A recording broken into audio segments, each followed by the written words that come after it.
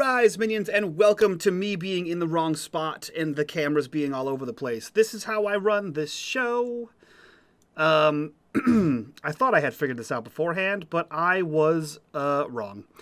So, here we are. Me being wrong, professional streamer. Don't worry about it. It's fixed now. If you like what we do here and you want to help me hire a producer to do that for me, Patreon, link down below. Join that. That's where the money goes. While you're down there, join us over the Discord. Be a part of this community and a part of the conversation. And as always, in the bottom right-hand corner, you will see the corruption bar. That bar serves two purposes. One is when it fills, I get to do whatever the hell I want to these players. And two, every single dollar that goes into that goes back to helping us hire all kinds of artists, producers, freelancers, all kinds of fun things. So if you want to help us do that, that's where you can do it. Without further ado, previously on the Rise. Panic struck the town of Laredo. As if on cue, the slavers arrived, human cargo in tow, ready to expand their wares at the expense of the residents. It would seem that rescuing the captives would be the easiest part of Galvin's task, as these slavers themselves were almost more than they could handle. With villagers rescued, slavers laying dead in the streets, and a burning carriage in the center of town, everyone is finally able to take a small breath of relief.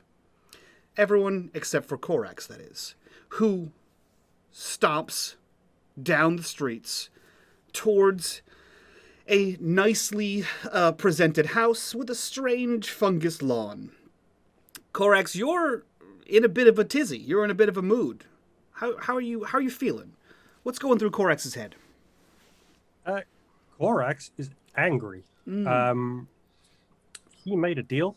He promised his companions that people would be safe. People weren't safe. People were not safe. So, Korax, you storm down the streets, a man on a mission. Where are you headed to? Korax is going to Gelvin's house. Our good friend Gelvin's. You make your way down the streets. That earthy kind of smell eventually hits your nostrils as you can smell the fungus farm growing outside of this guy's house.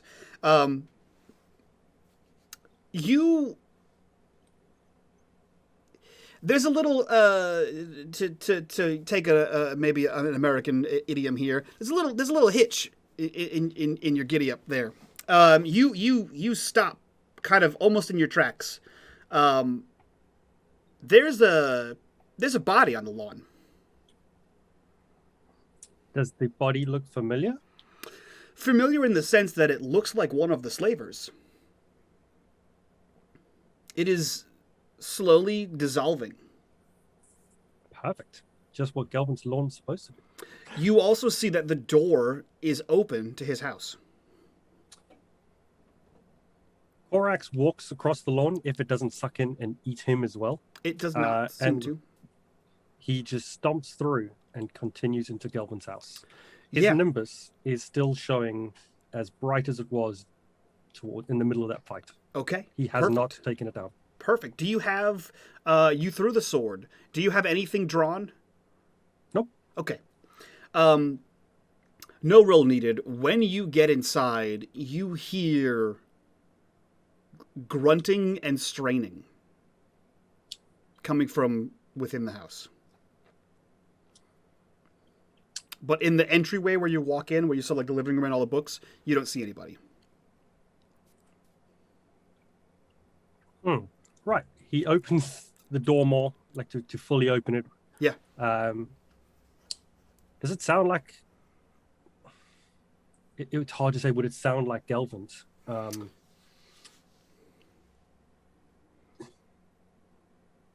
He would edge forward.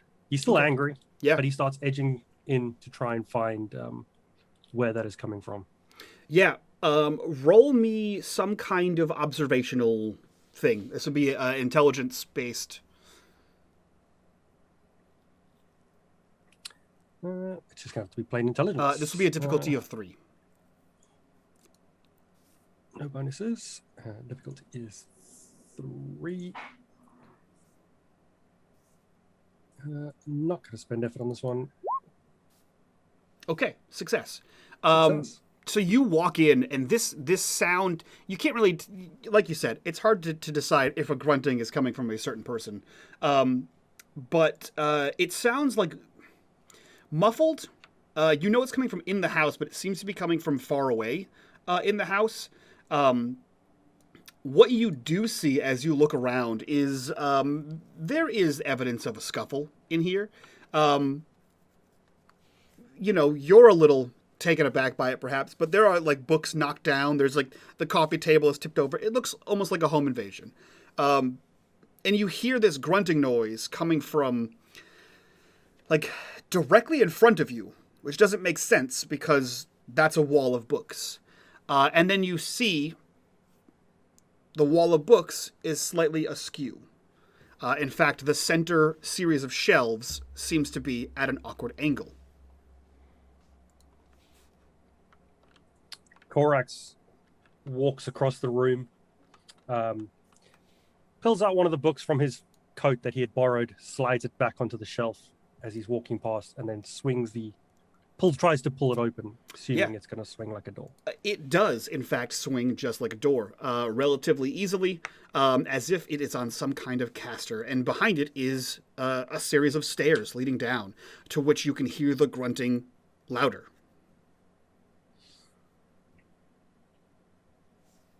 This is a bad idea. But Korax is going to start to walk down the stairs. He's going to try and sneak down the stairs. He's not going to rush. Roll me a difficulty 3, stealth-based speed roll. That's going to be plain old speed. Okay. Difficulty 3. Okay. Failure. So you head down the stairs. Your nimbus is setting off like a little bit of a glow as you kind of descend into these darkened stairs. Eventually, as you make your way down, you see whatever this is before whatever this is sees you. And as these stairs kind of spiral down, you see an arched doorway. There's light coming from in whatever the other side of that doorway is. However, in the doorway, you see not a large, but like a relatively medium, hunched figure, kind of lurching and grunting and jerking in a strange way as it moves backwards towards you.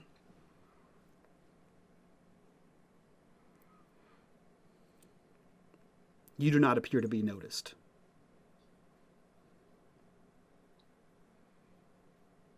Korax is going to back up the stairs. Yep. And he is going to push shut the bookshelf and try, if there's a piece of furniture like the coffee table, anything like that, he can push up against it to try and make it more difficult to open. Okay. The grunting continues. It seems to be increasingly belabored, although it seems to be getting closer, though very slowly. He's going to make his way to the door and wait to see if this person attempts to open the secret bookshelf. Yeah. And if they are able to or not. Yeah. So, he just placed a table. I would say several minutes goes by. The noise continues. The grunting continues. It is equally belabored. There are a few times where it stops. And then like 30 seconds goes by and it continues again. And you watch as the bookshelf, like, it bumps against the table and then bumps against the table a third time. And then bumps against the table. And you hear from the other side, God damn it. What is... It hits again. Is someone... Could you... Hello? And you hear Galvin's voice on the other side. Korax shouts through. Hi? Who is that? It's Korax. I mean... Are you holding the door shut? Every day for the last 3 days. I'm through a bookshelf. Are you holding the door shut? Yes. Could you not? What was dragging things down there? Me, I was. You were a feeble old man compared to what I saw. Could you please move whatever is holding this door shut? I don't know if that's a good idea. It continues. Are you serious? Is he child? As you can hear the voice getting continually frustrated with your behavior. Korax says after he hears it a few times, if you are Gelvin, what was the last book of yours I took? What was the last book you took? Does he know? Like, if it is Gelvin, then it is Galvin, and he does know. But we haven't discussed what books you've taken.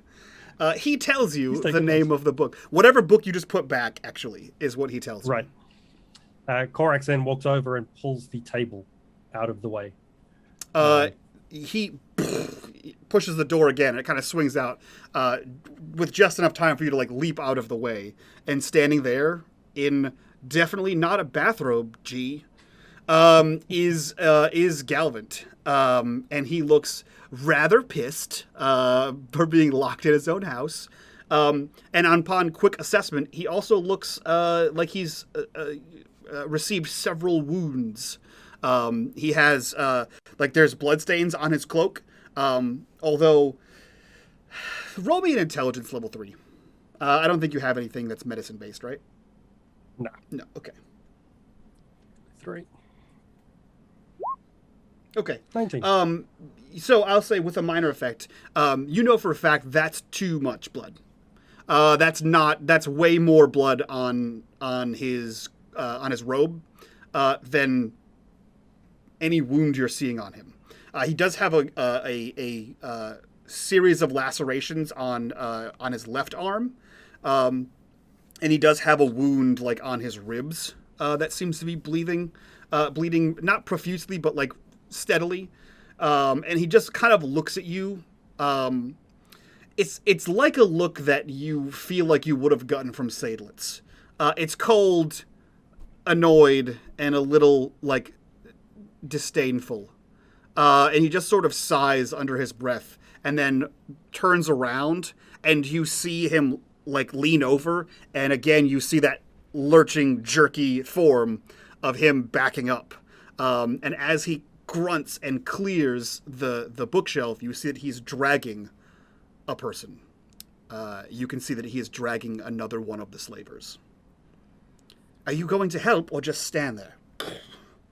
Stand here. And Korax steps aside for him to carry on dragging this man out. And he continuously drags this thing across the meeting room floor. He like once he clears you, he like eyes you again, and then continues to drag, as unhelpful as you are, out into the yard, where he promptly rolls it over into the opposite side of the lawn to where the other one was, and you begin to see the plants and fungi sort of start to move around the body, and it too begins to slowly sink into the ground. As he passes Korax turns to his bookshelf that's sitting next to him. Mike, I had a question for you. Are there any books that Gelvin would not have allowed Korax to take? Oh, I mean the Book of Prophecy for sure. Yeah, I assume there would be some books that he wouldn't part with. I would say. As he's dragging this body across, and as he gets to the door, Korax will lean over to the bookshelf, pull one of those books off, and stick it into his cloak. Okay. Doesn't matter what the book is. Okay.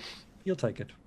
I'm going to turn this on you in that dreaded GM tactic of, you've been here for several days, 3 at least, Yep.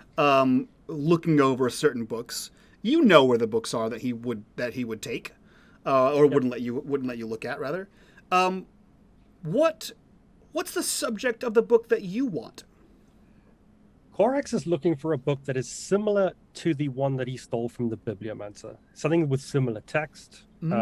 He's trying to find something that will help him decipher that book. That's my hope there. Okay. I will say you find you grab what you think will help you with that. What that does, we'll find out. Interesting. Okay. Yeah. So grunts and pauses and bemoaning sighs later. Galvant sort of like not quite limps, but he's definitely like moving slower and like holding onto his side now that he's not dragging a body.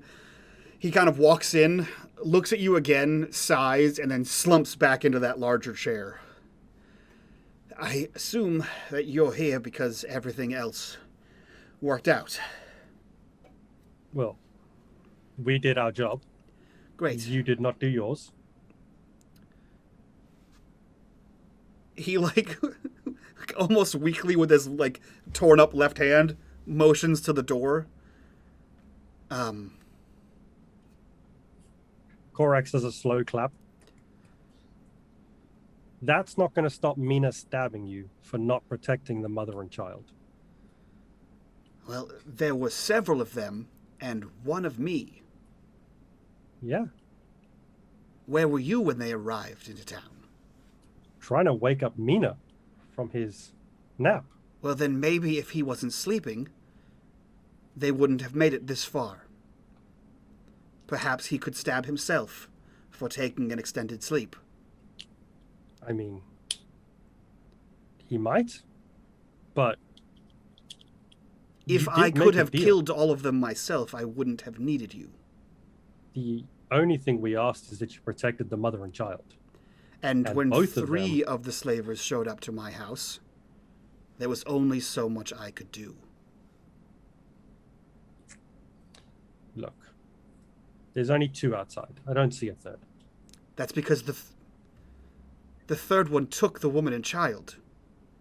I killed the other two. Side note, Mike, were they would have been at the inn, wouldn't they? Stephanie and Arua. So we would have known that. I will say they were not at the inn. So what you know is the two of you, so the two of you being Seydlitz and Korax, were upstairs with Mina, and what's his name? Dreshen. Dreshen ran up to you guys, told you that they had taken Arua and Stephanie, and then you thrust a sword into his hand and said, "Let's go!" And then he panicked and ran downstairs. So as far as you know, they might have been taken into protection by Galvant. In which case, Korax would say, well, I know you have a location here that isn't easy to find, that is protected by at least magic.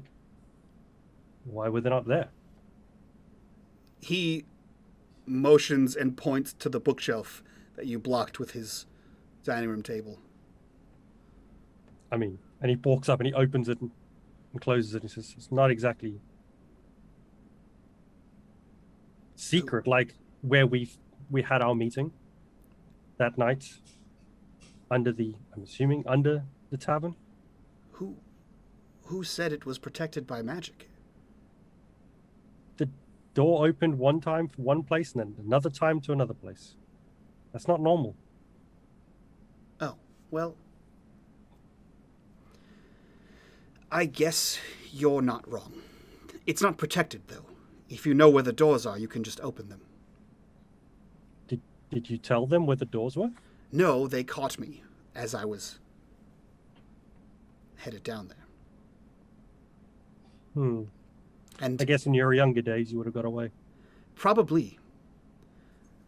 And if you're having a hidden room in your home, usually if someone finds it, they tend to explore it. Did you get the rest of them? They are dealt with, as far as we know. Good. If anyone got away having seen that room, that would be troublesome. There's more of them lying around. They are not breathing. Great. If they can't talk about the room, then I don't have a problem with it.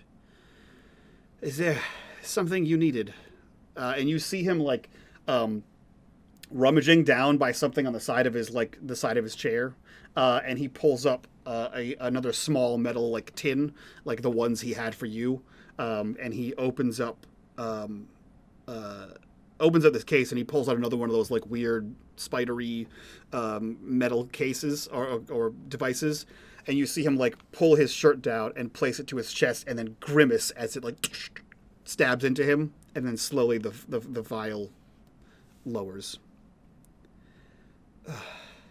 If you have anything to help the others with the pains from the many stabbings and whippings, really. No one's really stabbed, but the whippings that they had to endure.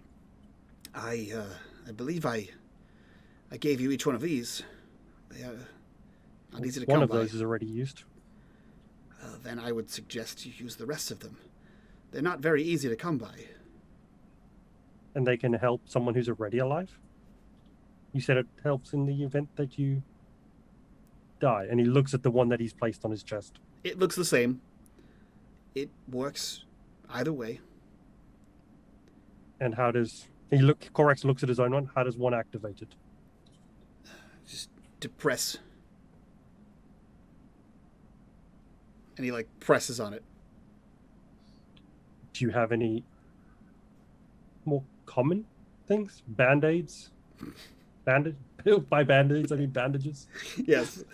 He has Johnson & Johnson brand Band-Aids. I'm sorry. It's Janssen & Janssen. Yeah, he looks to you and he says, well, give me a second to collect myself. I'll bring any salves and bandages that I may have lying around. Or at least something for the pain. The inn might have some as well. At least probably spirits to bring down any pain you might be feeling. Oh, I'm all good. The others.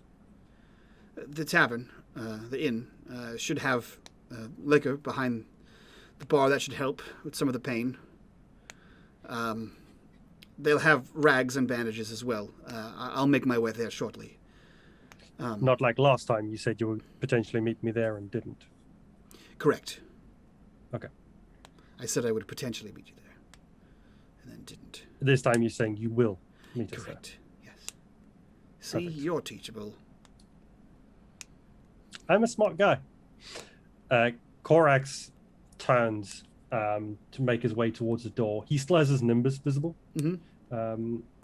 Unless Galvin stops him, he gets to the door, has a big sigh, and drops his nimbus.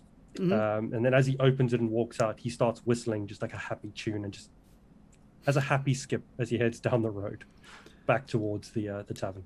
Yeah, the camera kind of lingers here for a second as Galvin kind of watches you leave, and then your tune literally changes, and he sighs, follows you for a second, and closes his door. Then you see him like kind of move a couple pieces of furniture back to where they're closer to where they were, and he heads back down the stairs. The camera like follows him down the spiral staircase and into the archway where the lit room is. And it is the same meeting place that you met him in, only it is covered in blood. It is a violent mess down here. There are like a hand with the whip still in it is down here. It's a pretty nasty place. It also has like a bunch of like vines and weird shit like growing on it that it didn't previously have. And he begins to whistle a similar tune as he like slowly is cleaning up this area. And that's where we cut on Mr. Galvin there. As we head to the exterior of the inn, we see, is it Antares? Is that how we're saying this? Okay. Yep. We see Antares, you are sitting on something, a stone probably, and you are nursing several dozen wounds. What are you doing? You've just been rescued from a a human chattel cart, and then also an on fire human chattel cart. And you are currently bleeding out. What's up? How you doing? She could be better. She could be better. Yeah, so and Terry's is just sitting on this rock, and she doesn't sit there very long. Probably until Korax disappears down the road, and the boys go inside, and she kind of slowly stands up and limps her way towards the bodies that are lying there, and she starts searching the bodies for any kind of weapon or any kind of items. And if she's able to, I don't know if their bodies are salvageable, she's going to strip off some of their armor that they might be wearing. Or at least one of them. Yeah, I mean, they kind of have, like loose-fitting leather armor. Yeah. It's not like...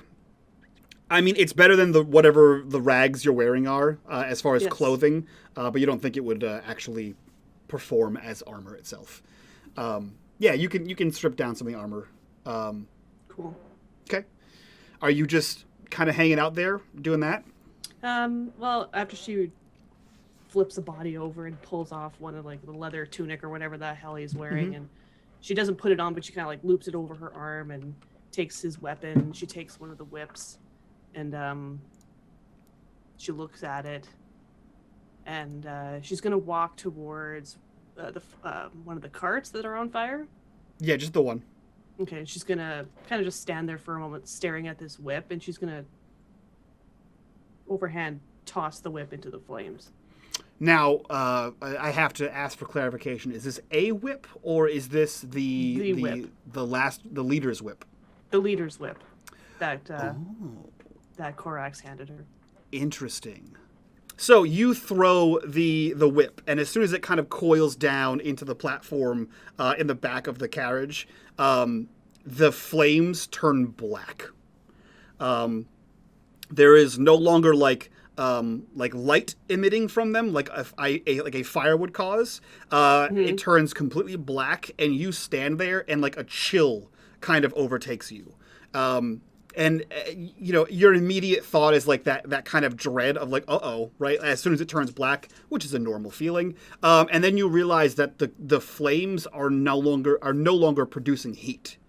They're, what's the word? Ectopic. They're producing cold.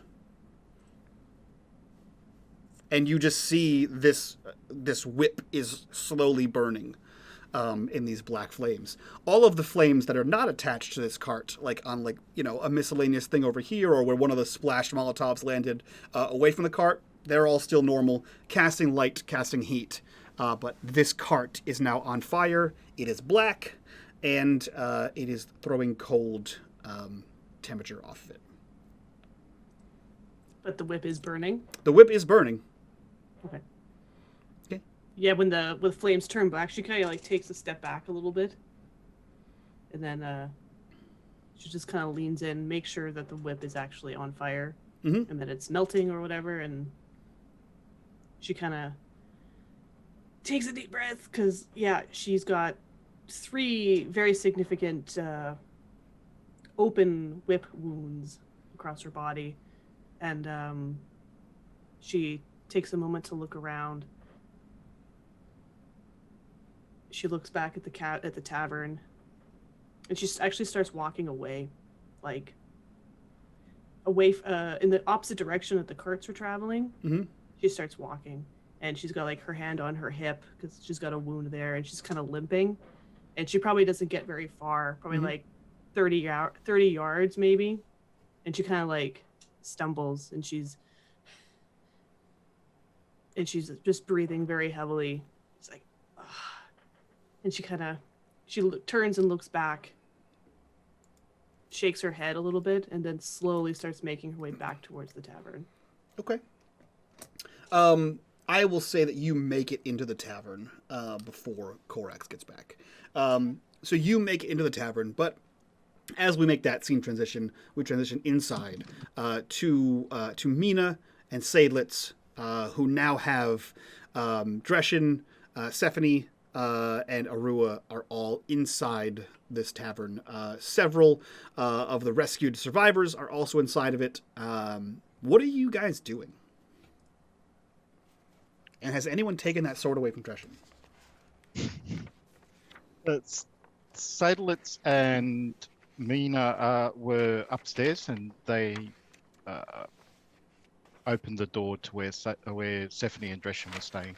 Okay. And told them that they were safe-ish. And Mina will turn to Stephanie and Dresden and say, "We probably should begin making preparations to go. I don't think we can stay here much longer." Dresden looks to you and says, I thought you had had some kind of bargain with us being protected here." We did, but given what kind of happened out there, it's probably safe for everyone if we at least prepare to leave, just in case we have to leave quickly. Understood. I think Korax went to figure out what happened with that bargain just a few minutes ago. So we'll probably hear from him.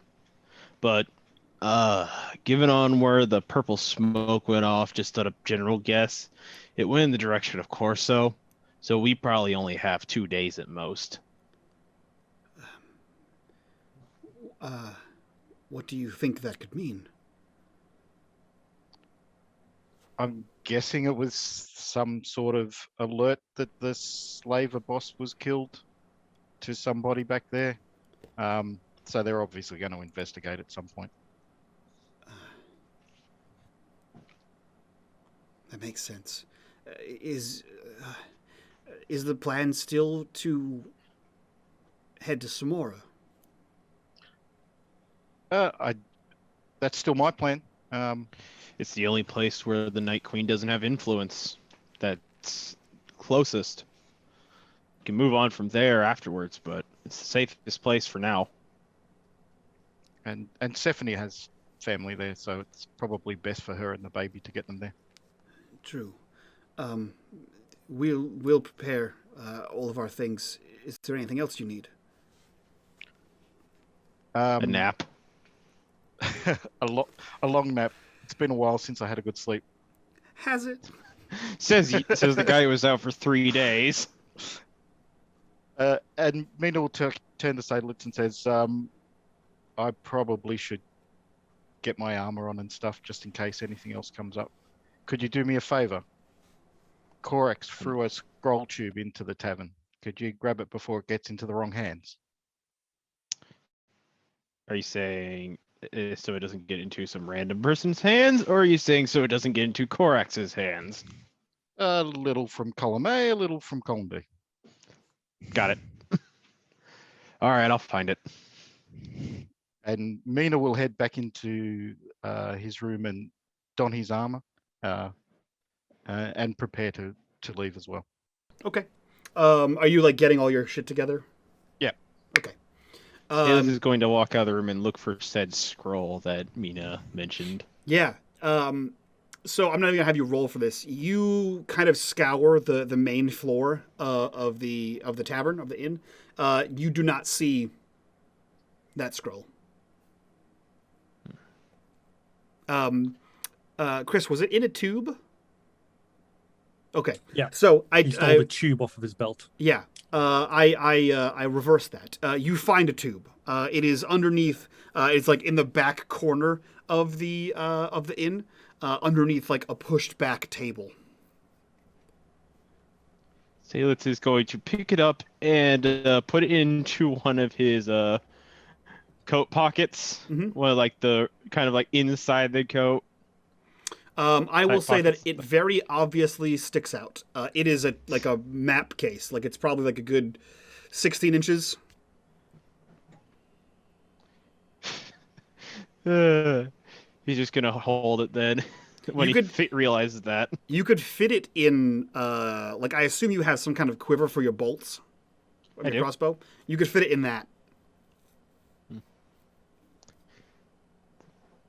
He's gonna shuffle things around in his quiver, make sure it doesn't mess with his quiver. Where say if he needs bolts, then he can grab them. Yeah. Yeah, you can kind of fit it in there in a way that's easy enough. So as you are adjusting the bolts in your quiver to fit this scroll case, we'll say in walks Antares, holding several wounds and limping into the building. She kind of leans against the door frame. It's like, I need medical attention. And then she just kind of, is there anyone else in there, or is it just Seydlitz? Seydlitz is the one standing kind of like in the middle of the room. You see that there are several people that were with you on the cart. You see that there is a young woman who continuously is going back and forth between like the kitchen, the bar, and people. She seems to be like pouring weak alcohol on rags and then using that to like bandage certain people up. And setting up like a makeshift kind of triage for them as best she can. Yeah. If anyone's ever seen like those movies where people get flogged or whatever, that's what her wounds look like. Like one across her hip, she's got one like across here, and then I think there's one like down her side. It's the movies where people get flogged. Yes, the movies. Only in yes. the movies. Yeah. So, someone, once you say I need medical attention, it's only a few seconds before someone, in fact, that young woman comes over to you, and she kind of like looks at you and sort of just kind of puts like a hand on like your, like below your neck and like kind of grabs you by like the forearm and kind of like leads you somewhere, clearly assuming that you are one of the captive humans.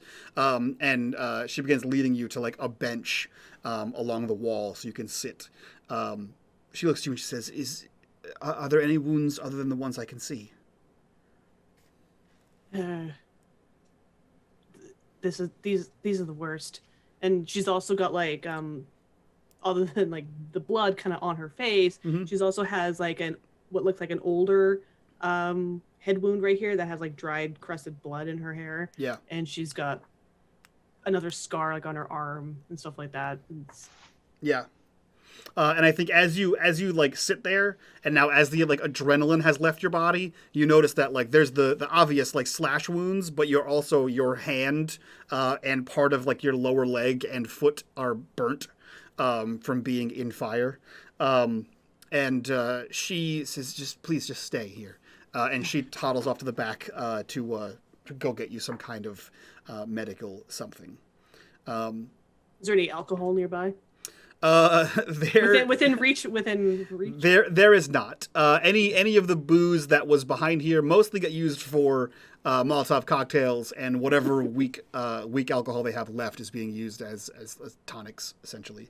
Yeah, so she's like looking around for something to drink, like just to try it help numbing the pain. Yeah. Do you say anything about it, or do you just kind of look around? She won't say anything about it, but she kind of glances at Seydlitz and notes the scroll case in his hand.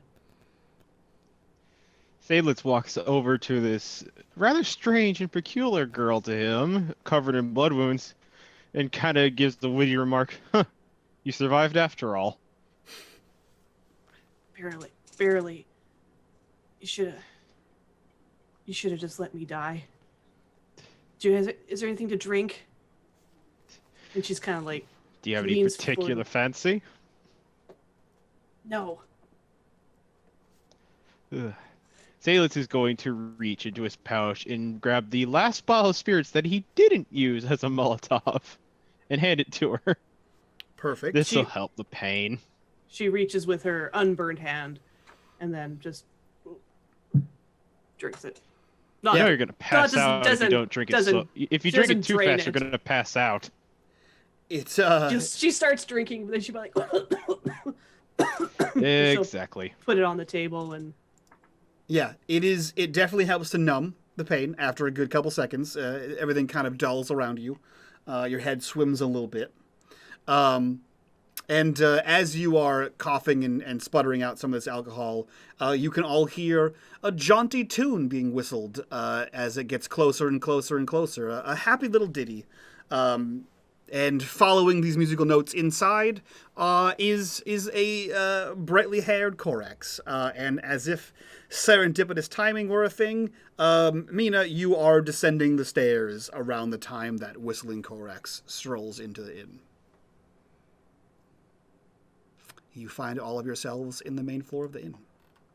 After her like little coughings fit there, she's gonna like nod towards the scroll case. And what do you plan on doing with that? Holding on to it so no one else has their hands on it. I don't know what it does. You might not. You might want to look inside. And later, away from prying eyes. She doesn't say anything else, and she just picks up the bottle again and sips. And You did inhale a lot of smoke. yes. Is the scroll case obvious? Because Seydlitz is holding it in his hand, isn't he? So he No, put it in it's in his quiver. So I will say, Seydlitz, if you'd like to hide it, you can make a roll for it. If you were just holding on to it. I'm not trying to hide it. I'm just holding it. Yep. Then, yeah, you can see it, Corax.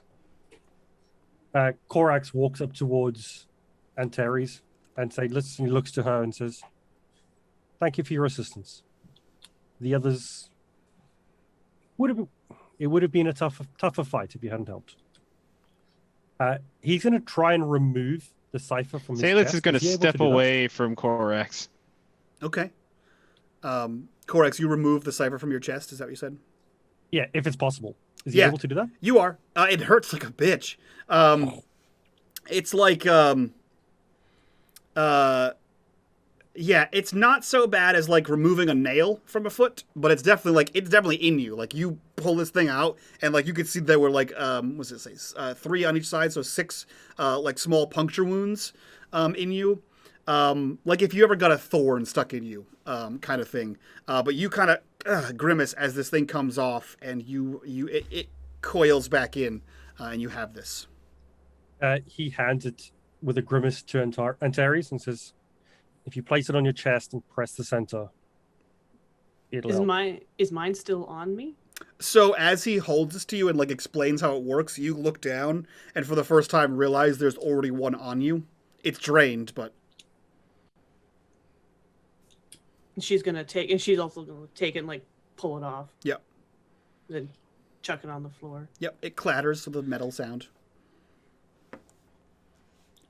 I'm happy to and see that thing worked. It also heals. It doesn't just wait for you to die, apparently.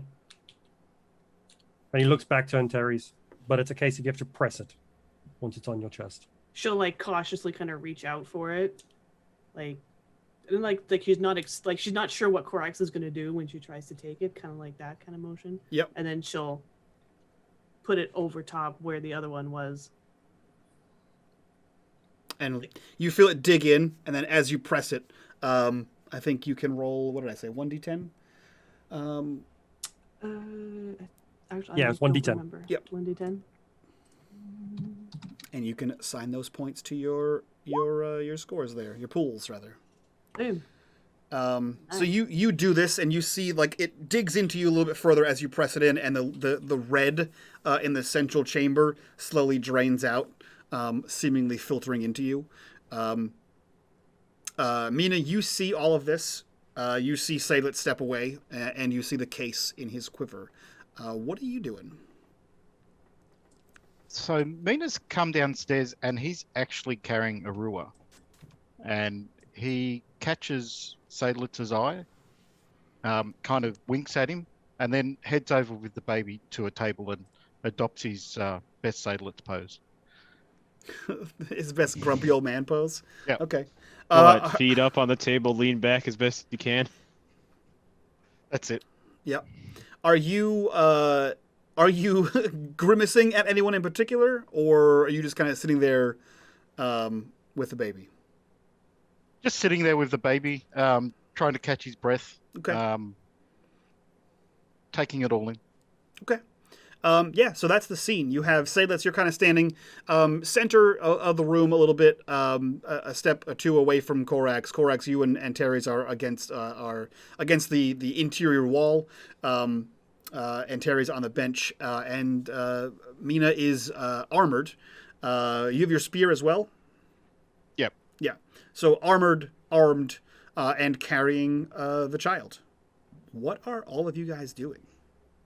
All their nimbus is showing except for Seydlitz. Nope, Korax's is off, and Seydlitz's You're muted, never Korax. was on. And never Mina, revealed. Yeah, and Mina, is yours on? I would assume It would it's be off by now. Yeah. Yeah. Okay. And Korax, yours is off as well? Yeah. And is the baby's visible? No. Okay. You've never seen the baby or the baby's Nimbus. Yes. Yeah, so after the Cypher drains into her, she kind of like perks up a little bit and kind of visibly cracks her her neck, and just a little bit more details about her. She's pretty athletically toned, but she is covered in scars. Like she's got scars on her arms, and specifically she has a large scar on her arm that moves up to her shoulder, and it looks like, sorry if you can hear my dog barking. Sorry. It looks like a self-inflicted wound. Like it's very gnarly looking, and it looks like probably about a month old, and it goes like from like her collarbone down around her shoulder and like down her arm. It looks like some kind of self-inflicted wound, and it's pretty big. Okay. Yeah, you guys have this scene, in the awkward silence of trying to figure out what's going on here, in the din of post-combat. The young woman does come back outside from behind the thing, and she does have she has a small platter. I was like bucket. That's not right. A small tray of bandages. And like a small tincture bottle that she has portioned some alcohol into for you to dress your own wounds and Terry's. Okay. And she'll slowly start doing that. Yeah. She'll put it down, and she'll say, she'll thank her, but it's like a very kind of coldish, Yeah. weird way that she says it. Yeah.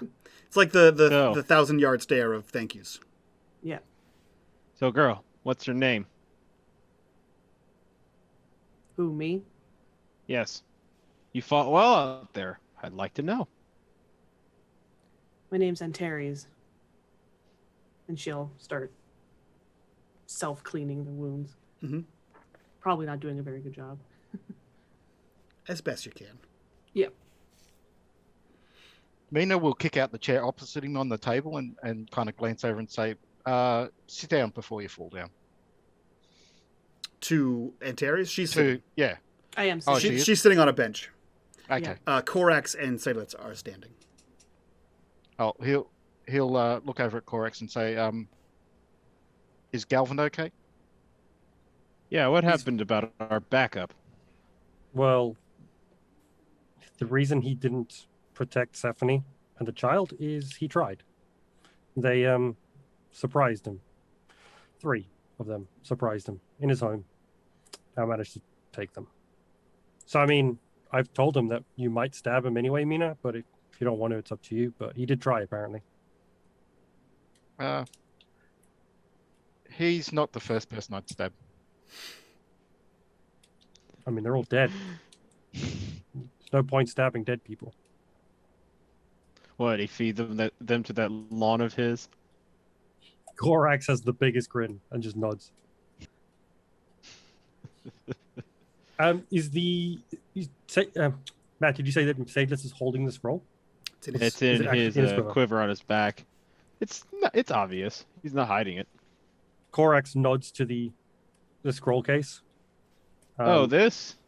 That is a handwritten indulgence from Nulumriel herself.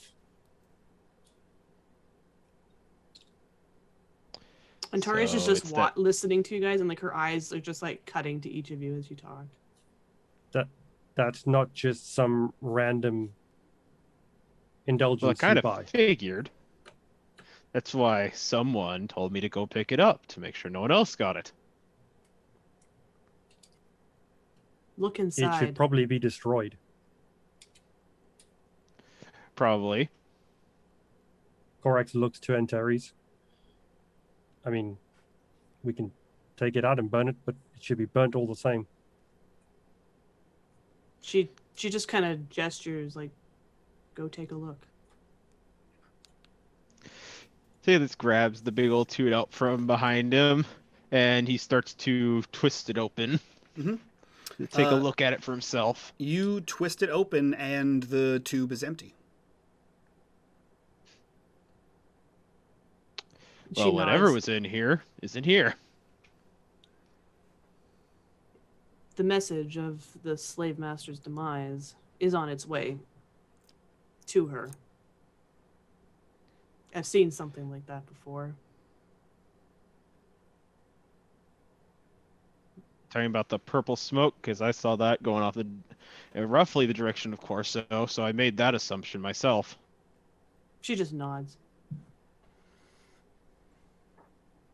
Well, we probably need to make ourselves scarce. Otherwise, we'll draw attention to the town more than it already has. How long do you think we have? I'd say about, based on the time it took us to get here, 2 days at best.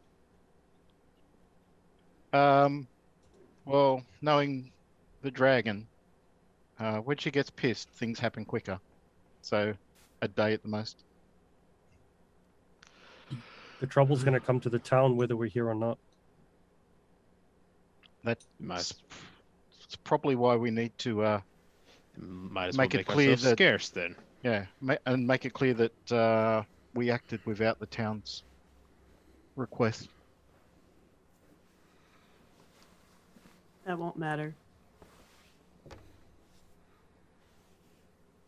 We can hope the trouble follows us then. Or I leaves mean- the town, but Galvin's a sexy man. He might be able to persuade them otherwise. What, with that bathrobe of his? Certainly has a way with the ladies. was it some special fabric? The lady at the bar did ask, and I didn't know what it was. I'm pretty sure it was velvet. Is that special?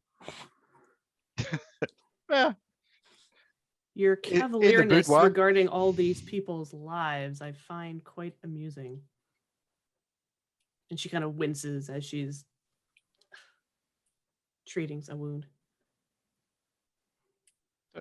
don't know if it's cavalierness or just acceptance of reality.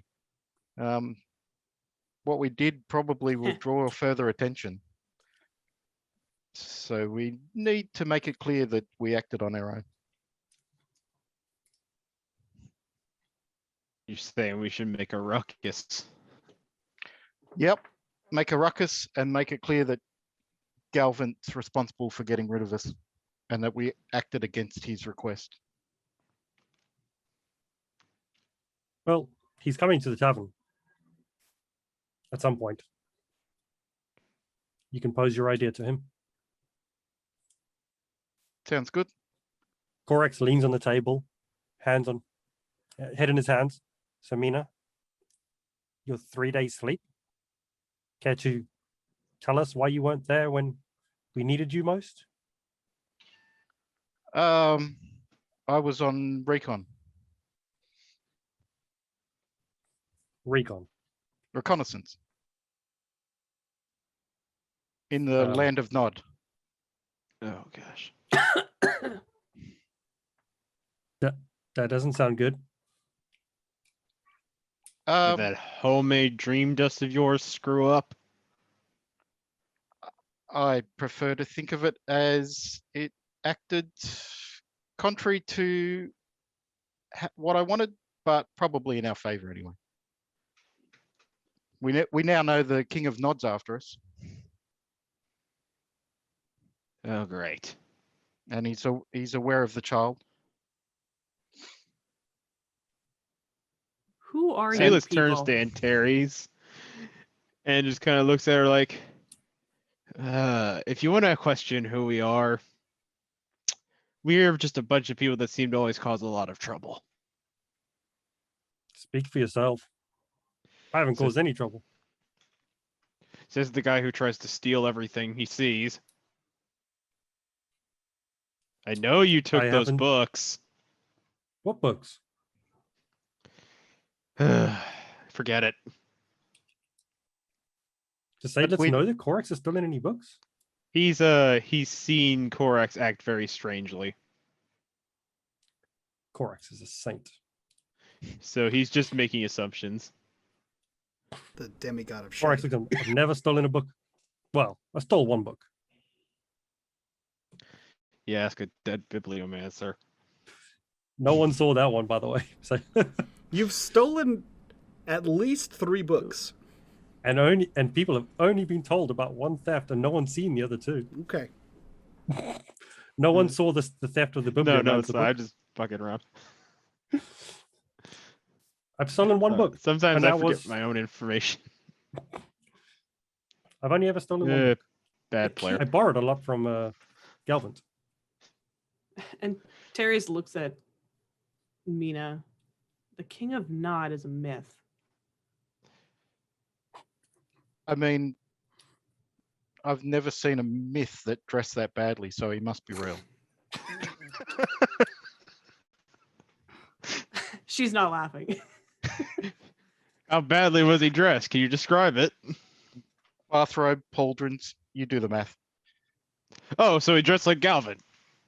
Yeah, but with big ass shoulder pads. It, No definitely one's, 20 years ago. no one's ever seen Galvin and the King of Nod in the same room. Yeah. And they both had mushrooms. Mike, I did ask this in the green room, and I've already forgotten. Was Corax outside to hear about the fact that the Nodlings, that there were Nodlings in the first episode with the angel? uh, I can't remember because I know the Bibliomancer said the Nodlings or I'll The say, Night King or something like that? I'll say yeah. Corax raced past Nodlings while we were fighting them in the keep. Yeah. That makes sense. yeah. So Corax will pipe up. We know that he's been after us before the child was born. Well, Or at least that's what people told us. but he's kind of more aware of us now, if that makes sense. Though we do have to thank Galvin. I don't know what he did, but he seems to have hidden us from the King of Nod at the moment. He mentioned the King of Nod mentioned he couldn't find us right now. I'm guessing Galvin did it. Did he say when he couldn't see us anymore, or how long he's not been able to see us? No, he just said he couldn't find us right now. Corax pulls out his Book of Fate, not caring who else is in the room, and opens it up to the Book of Liberation and turns it and pushes it in front of Mina and taps on the page. And on the page- as you Yep. do so, you do this in your big showy fashion. You open the book, spin it around, and slide it towards him. And as you're sliding it towards him, and your hand leaves to tap with the words you wrote, you see that the prophecy of liberation is also now rewritten as bold, like the other 2 prophecies. He stops just before tapping, realizes that, and then just taps anyway. That's my writing. The words sit there and say, the King of Nod, his eyes will be turned from our band of happy travelers, is what it said. I mean, the Happy Travelers is a stretch, but Well, So did you you want us? Did you want me to put our names in there? I didn't know what it mean- would do. so you think this means the King of Nod can't see us? You writing in a I- book? I don't know, but I wrote that when we were at Urok, and it's in Gelvin's copy. The exact writing. I mean, if I knew this then, I guess I could have asked him when he stopped seeing, when he lost track of us.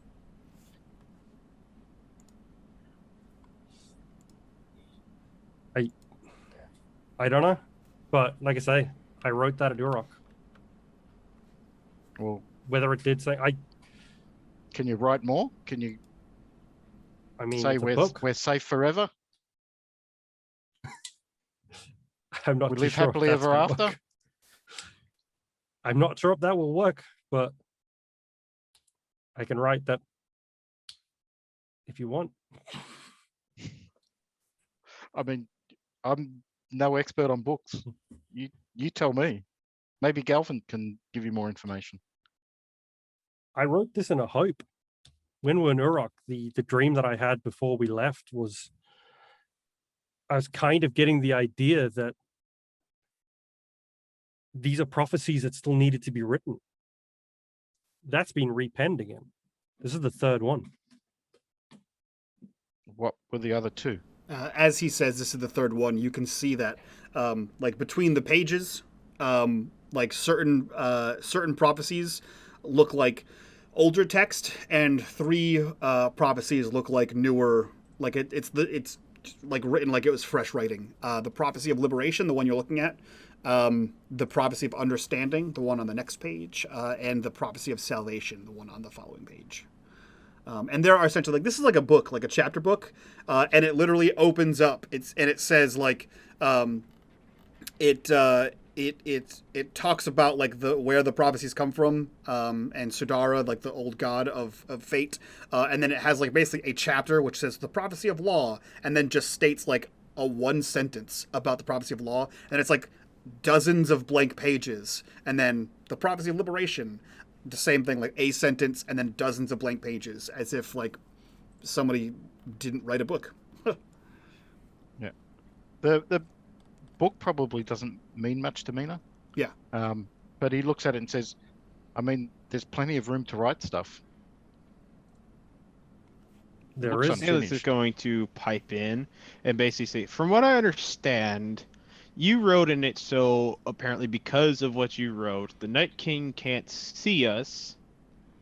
Couldn't you just write everything? Like, I don't know, the slavers don't show up for a week. Or is that not how it works? I don't know. You can see in here, and he flicks just to the headings of each chapter. No one else has written in this. And from what Galvin was saying, this is one artifact with many pieces. And they all seem to be the same. His copy is identical to mine. This writing that I wrote in here is in his copy, which means they're all linked. So you're and saying no one else has written in this? Anyone that has this book can write in here and affect the world? I don't know. Apparently no one tried. We could test. Is it only this book they can write in? I mean, you can write whatever you want in any book, but... So... And I can't be sure that this did something, but it seems suspicious. Should we check it with Galvin then? Ask him if he knows. He seems to know a lot about this shit.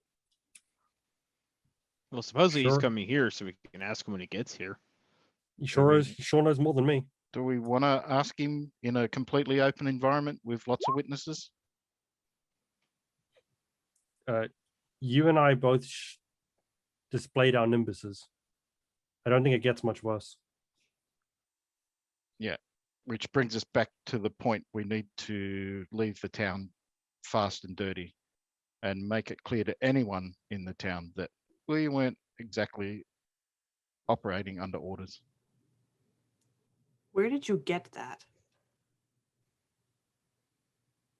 Or As you I guys have been talking, she's kind of stood up and she's come over to the table. The book? And she nods towards the Book of Prophecies on the table. He closes it up, puts it back into his cloak as he says, I acquired it from a mentor of mine. I liked it. It seemed important. Stop. And when I left it's the only book I've ever stolen. He smiles. I liked it. It seemed something that was worth keeping hold of when I left his And he looks up to the side. Employment? I left his cart and went off into Corso and took the book with me. Honestly, you guys were you know, in Corso. sounds like a good steal. Yeah, we were in Corso. That's where we've come from. That's where we found the baby. He points to a rua in Mina's hands. The birth of that child seems to have caused us a lot of problems. Don't get us started on that. You're all divine. I don't know about this divinity stuff everybody keeps chanting and raving about. I'm just a hired help. And she'll look to Mina and Korax. Apparently. You both had nimbuses. Yeah, the King of Nod said something about it being divine. Kind of sucked it out of me.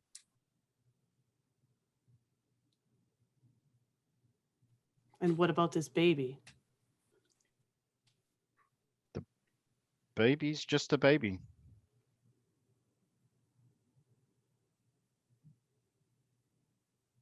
Korax just looks at Mina. Wrong place, wrong time? That this Night King, this being of myth who apparently is real, is after just a baby. Well, I don't know any more than that. I mean, there was talk about a prophecy and something about us being redeemers. And then the baby was born, things blew up. And then now we're here. You're adherents, aren't you? Not me. You I don't pray believe to in these. I don't know what the heck an adherent even is. You pray to these old gods. Korax does a slight bow-ish nod to Antares. She cuts her eyes at you. If you want to learn about the old gods, I can't say much. I was too young when the fall happened, so. But they Really? were real. I thought you were older than that. I'm only in my 30s. Are you sure? Really? Well, Could have life fooled hasn't me. been kind to you. No, it hasn't. It's been a long road. Well, We when should- your father dies and you have to be the man of the house, stuff happens. Get old fast. Too And then get fast. really old. I think we should go see Galvin. He's coming here. He said he'll meet us here. He had some more fertilizing to do. Not with so many ears and eyes around. We should see him in private.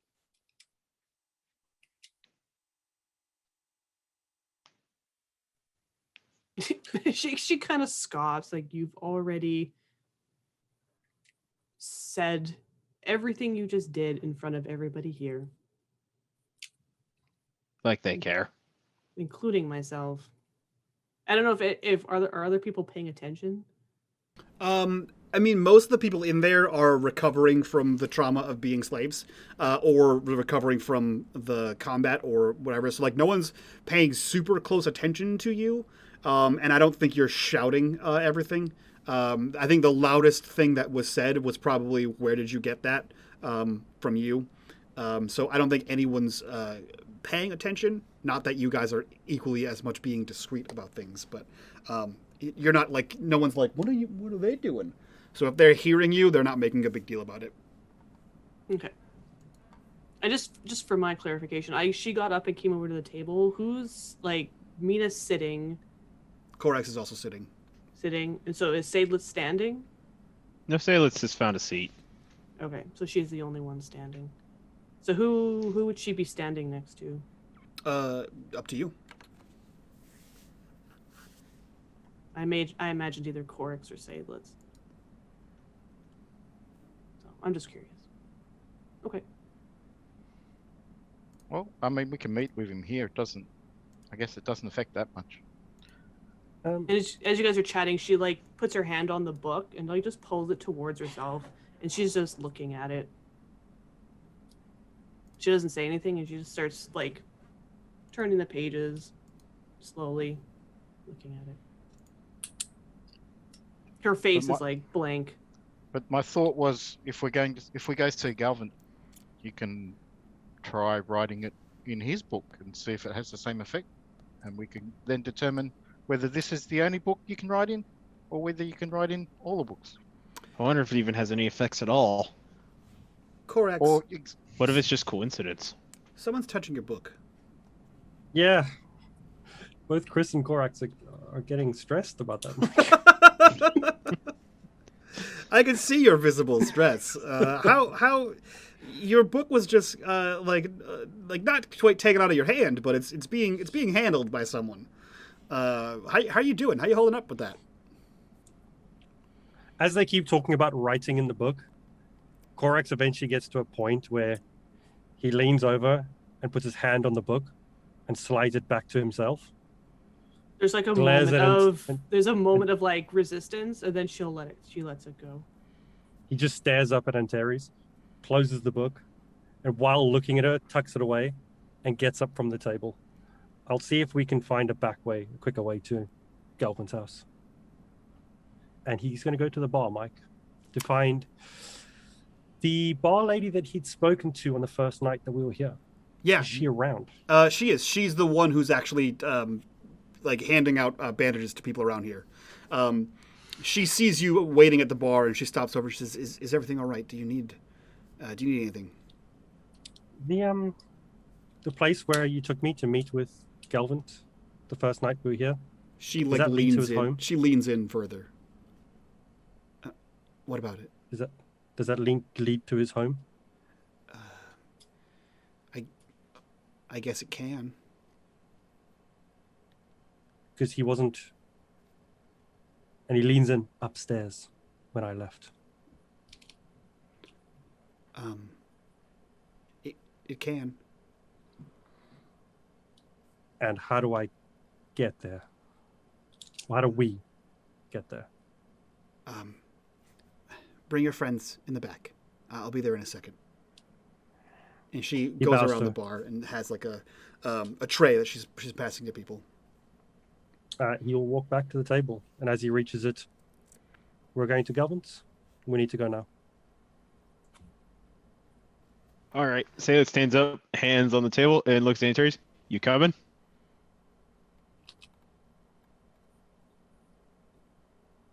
You're muted. I'm not muted. Much thinking. Sorry. I thought Yeah, I'm thinking.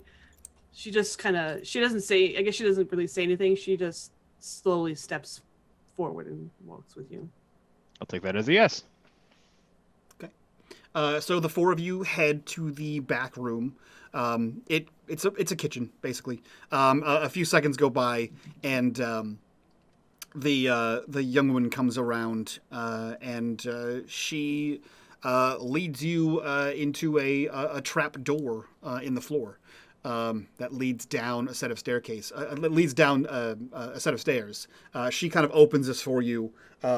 And then you see her rummage behind something, and she pulls out like a small torch, and she strikes it and hands it to Korax and says, I believe you know the way. Thank you. Mike, can I just add cinematically, as we were leaving, Stephanie and Drishan came downstairs. Yeah, you're going to pass up the kid? Yeah. Okay. I don't think they would take too kindly to us disappearing somewhere with the child. Absconding underground with the baby. I was going to let you go with it, but we can retroactively have you go, have them come down, and they're sitting there as well. A small conversation ensues, and you guys disappear down the stairs. Any light from the room above, any firelight from the room above is snuffed out when the door closes behind you. And as Mina's handing off the baby, her Terry's eyes would cut, and she'd follow the baby, like the handoff, and then she would head down. Head down. Okay. During Last that as one well, to go down. Korax turns to Dreshen. You haven't been useful this whole time. You can help these people. He looks wounded, but sort of meekly nods to you and takes the plate, the tray from the barkeep, and begins passing out bandages. So you guys are in darkness, all except for the torch in Korax's hand, as you are following Korax down a lot of stairs. Eventually, the staircase bottoms out, and you see a stone arched doorway into a well-lit room. Korax, is there anything you want to say before you enter here, or do you just stride inside? He's just going to stride straight in. Okay. Korax, you notice upon walking in, everything looks identical to the way it looked before, although it has an earthy smell. And as you kind of like look around, perhaps to see, what might have become of Galvant, the entire ceiling is covered in like roots and vines. You don't recall that before, but it is that way now. What you guys all see for the first time is this is like a church, I guess is the easiest way to explain it, right? There are there's an altar. This is clearly like a church to the adherents, right? It is a generic church to the old gods, and it is befitting of such. It is clearly used. This is like a commonly practiced place, as if there are probably more than just the one adherent in this town. And you see another. Sorry, you don't see anything. You see all outside of where you are. All three. I can't do math. All three of the walls are blank. There is a stone circle in the center of the room that is slightly different tile than the rest of the floor. However, it is blank. It's just a stone circle. Korax, you notice that's different as well. Just a stone circle on the floor? Yep. For reminder's sake, when you were down here, the stone circle looked just like that clasp on your chest. It was the symbol He of a walks raven. up and stands in it Mm-hmm. and looks at, because there was an altar in front of that as well. Yep, the altar's still there. The altar still look normal? The altar looks everything looks exactly the way as it was before, except there is no raven in the center. He looks down at it again, looks at the others, don't touch anything. And he walks off towards where he would think would be the way to Galvin's house. Yeah, that you move around. The other three walls are blank, like they're stone walls. There's no like extra door there, and you kind of look around. Like I said, it looks exactly the same way as it did before. Everything looks like it's in the exact same place, and there's nothing in here. You kind of tap on a few stones, maybe. Nothing seems to change.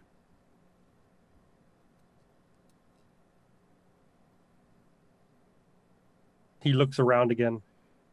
She said there was supposed to be a way into Galvin's house from here. As you're looking around, you notice that as you were walking, and Teresa had put on that one of that leather shirt that one of the slavers was wearing over her torso, and she's got her sword on a belt on her hip, or the sword that she got from Korax. Yeah. I mean, we could try to find maybe a hidden door or something, but you told us not to touch anything. No, I mean on here, and he points at the altar. So, Mina will look for a hidden door or something? Sure. Yeah, you can roll in intellect. Difficulty will be 5. Yeah, so just to clarify, it appears that this woman led us down this alley, or this hatch in the dark.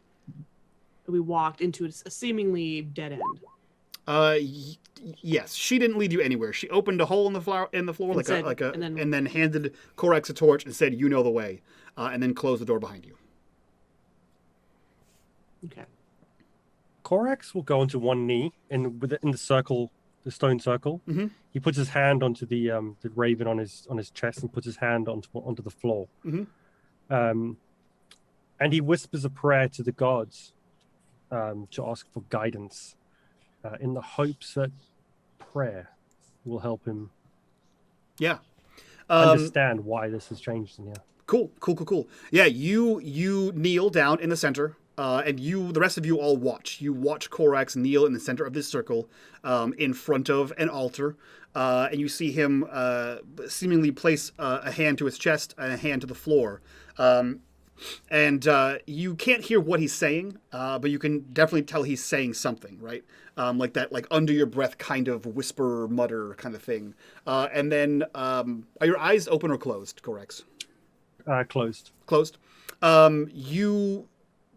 The rest of you see in the stone circle, as if like, not quite illuminating, but as if coming up from underneath, the stones begin to change. They don't move, but now in the circle is a picture of a raven. Mina and Seydlitz, you've had enough time with him to know that this looks exactly like the pin holding his cloak closed. And as this happens, Korax, you issue off your prayer.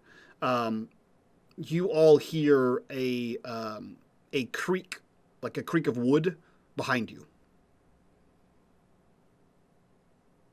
And Terry's will jump and turn and not raise her sword, but she's got her hand on the hilt. Mm-hmm. Anyone else have any reactions? Yeah, Mina will turn with his spear in Say's front just of him and his shield gonna. up. Okay. Say's is just gonna turn and glance. Korax, anything? Or are you still in prayer? He's still in prayer. He would finish his prayer because you don't stop a prayer in the middle. Of course not. And eventually he would stand with his eyes closed, and turn back to the others. I think this happens while you're still in prayer. So you hear the creak, but you have to finish it through. The rest of you glance over your shoulder, jump back, pull spear, etc. The archway that you walked through is a wooden door, and it is opening. It was absolutely not a wooden door when you walked down here. And the door creaks open, and those of you who have seen him before see Galvant. You see him slightly better condition than how Korax saw him. You see that there's definitely a wound on his left side, and there is definitely a wound on his left arm, but they've all been bandaged. And he pushes the door open and he says, "I had said I would meet you in the tavern." And Terry will back up. As soon as the door starts opening and there's a guy standing there, she would back up behind everybody. Seems Korax got impatient, so we're here now. Looks like they got you good. I apparently got them better. We thought it might be best to talk more privately. Apparently we're being too loud. What is it that you'd like to speak with me about? We're wondering what you knew about Korax's book and how when he writes in it happens. I feel like I'm going to need a bit more detail. So, Korax said he wrote in the book that the King of Nod couldn't find us. And when I was just speaking with the King of Nod, he said he couldn't find us.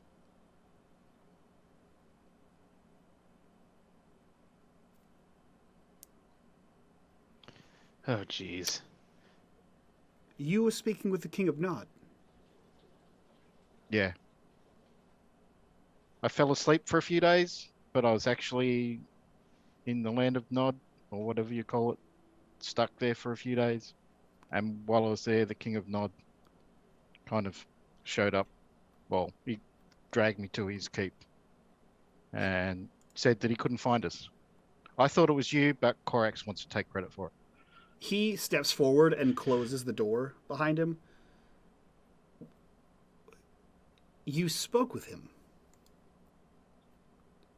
Yeah, he bit of a jerk, but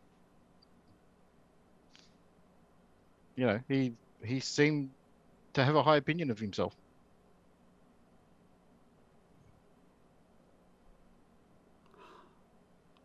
Huh. And then he did this thing, and he'll do his nimbus on top. Pulled that out of me. Ah, that makes slightly more sense, but how, Did you escape? He kind of let me go, but then I was stuck there for a few days, wandering around, trying to find a way out. Huh.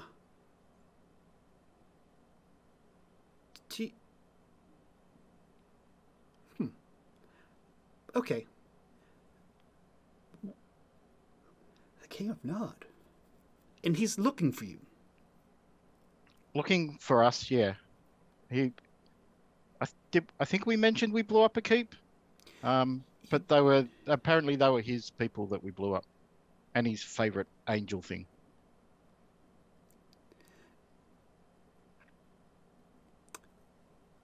Korax,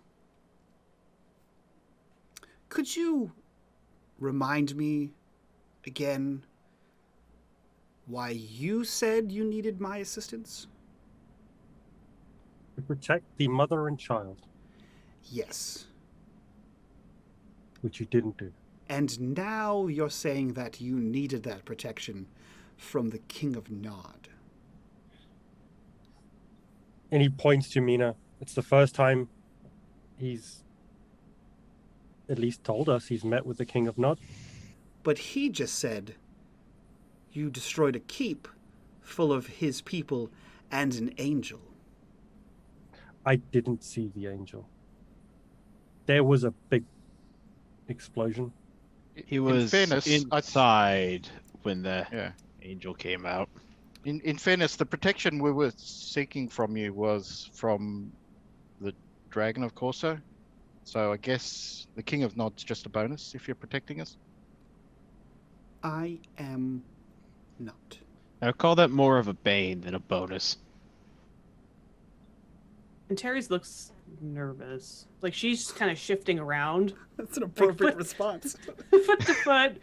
Like, I mean, yeah, she's behind reconciliators were everybody. chasing us, so we assumed we just needed protection from them. But yeah, then I had the long sleep, and the King of Nod said he's looking for us too. So She's I like thought looking you'd for a done it. way out.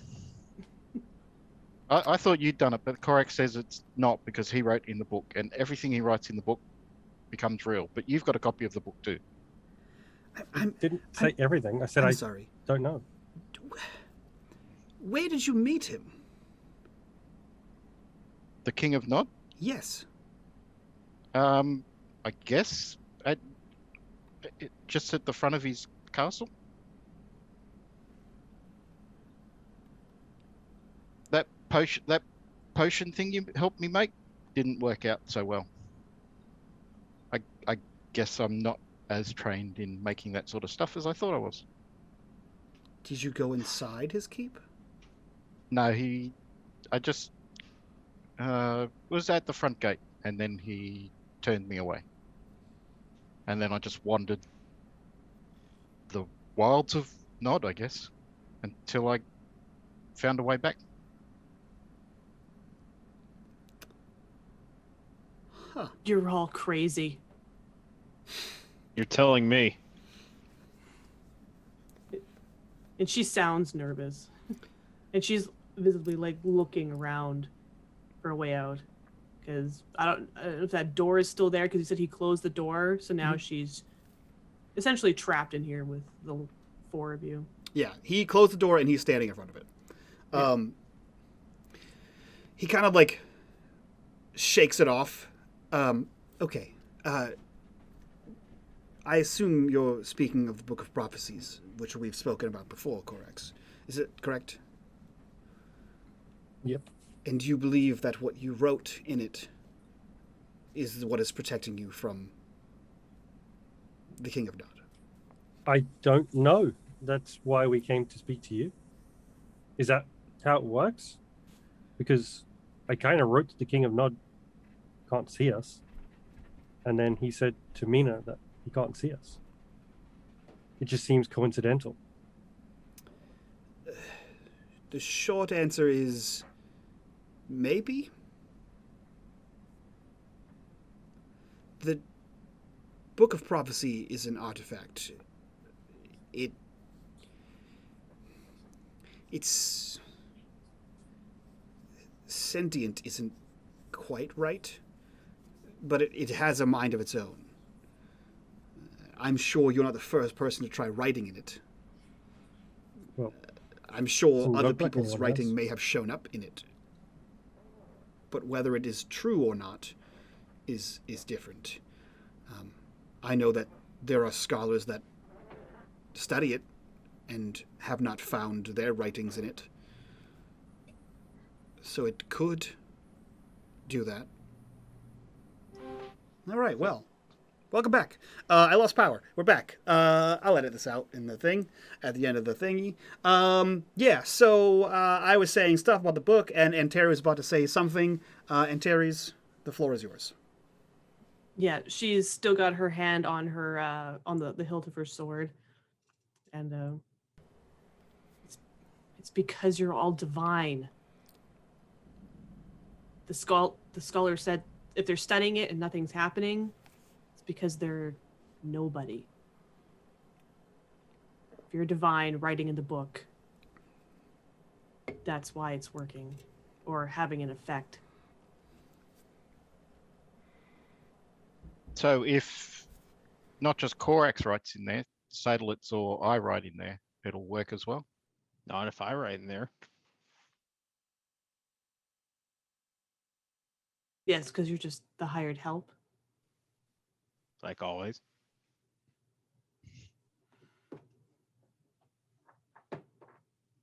So what about if we write in Galvin's book, or someone else divine writes in Galvin's book? Is Galvin divine? Corax's writing showed up in my book.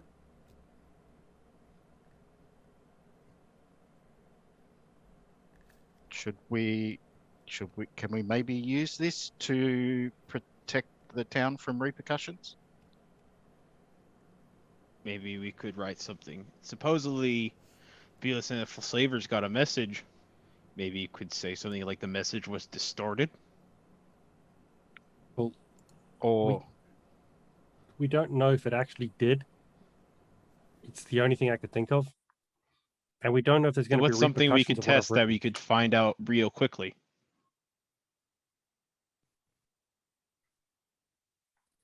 I mean, we could write in the book as an option, but also try to protect the town from, or make it clear to the town that we weren't acting under Galvin's instruction, that we were acting on our own accord. We could tell people that Galvin tried to put me to sleep to take me out of the fight. I mean, he did drug you. He was the one who gave you all the ingredients. Don't think that's how it worked, but I mean, I asked him for the ingredients. Have any You of sure you they ever were the tried right ones? reasoning with the dragon? No, have you? No. Run away from her people. From what just spitballing based on the things we've seen, I don't think she would like to reason with us. Well, that's why I'm saying if we use the book, it might help our argument that the town is to be left alone. I don't really That want you is just a writing in my book. very big long shot. What's the alternative? I think there's way too many variables you can't account for. She's gonna prefer find you- out. She's gonna come back here. Any attempt to reason with her will fail, or she won't come herself. Heck, Anyone if that she happens, she sends- may realize something's up and she may try to come to get her hands on the book. She cuts her eyes at Seydlitz. She burns every copy of this book she finds. But there's no way the slavers know we have the book. Nope. So even though she knows the slavers failed, she doesn't necessarily know we've got the book. And if she burns every copy she gets of it, she's not going to be reading it to see that we've written stuff in there.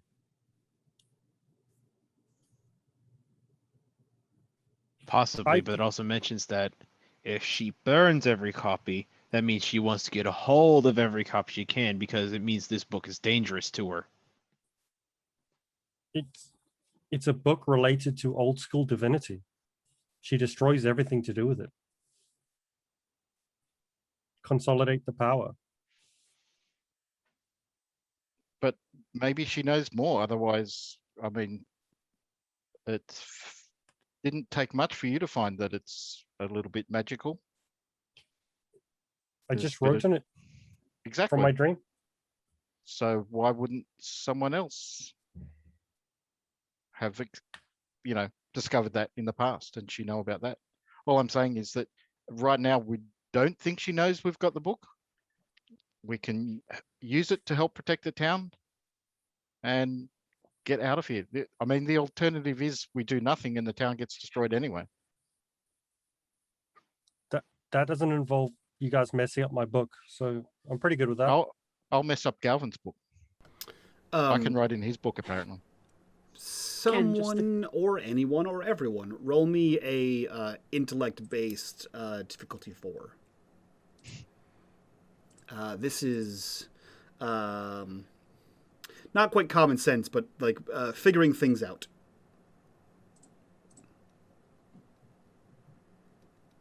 Success. Okay. Success. Okay. Perfect. Success. Everyone, but Except the the most intelligence obvious, guy. but the most Yeah, obvious that's actually. person. That's funny. So perhaps you all realize it at the same time, right? The plan sounds great and everything.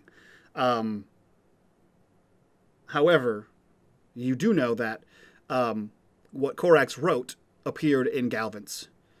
Korax, I think you've relayed, or at least you know, and perhaps this is the moment you reveal it, that he did tell you these all seem to be linked together. So if the dragon has one of these, and you write, the town was protected of whatever, and she has one, she will know that that is a lie. Even if it does come to pass, she can still read it in the book and know that it was added, if she has one. So that is a potential flaw in the plan that kind of dawns on you as you are talking this out.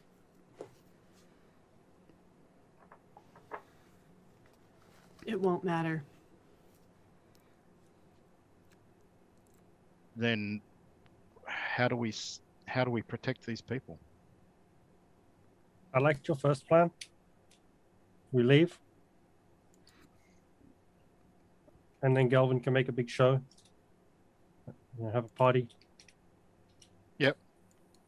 Okay, we can do that. Galvin can run us out of town. Can make it obvious, or we can infer that he drugged me to try to take me out of the fight, and it was only through luck or something that I woke up, or bad luck that I woke up, and make a big show of it.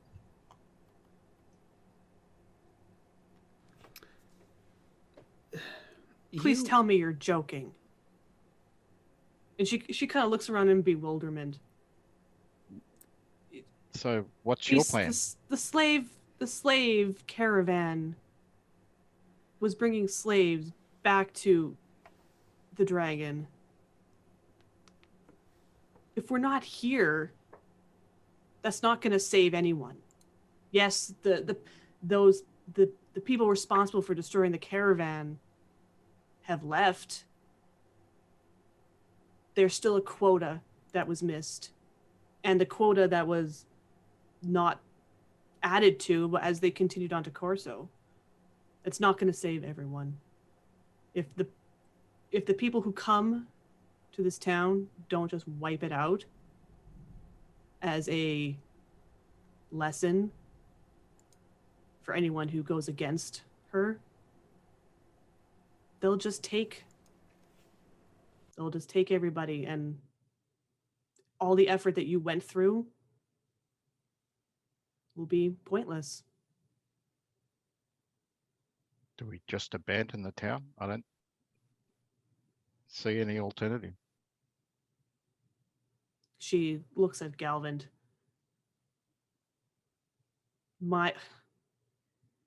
Everyone needs to leave. When they get here, no one can be here.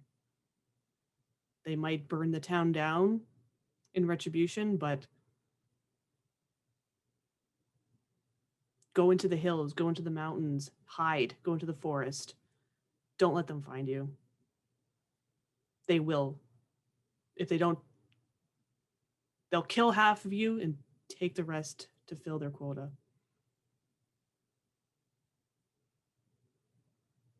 And we should disappear also.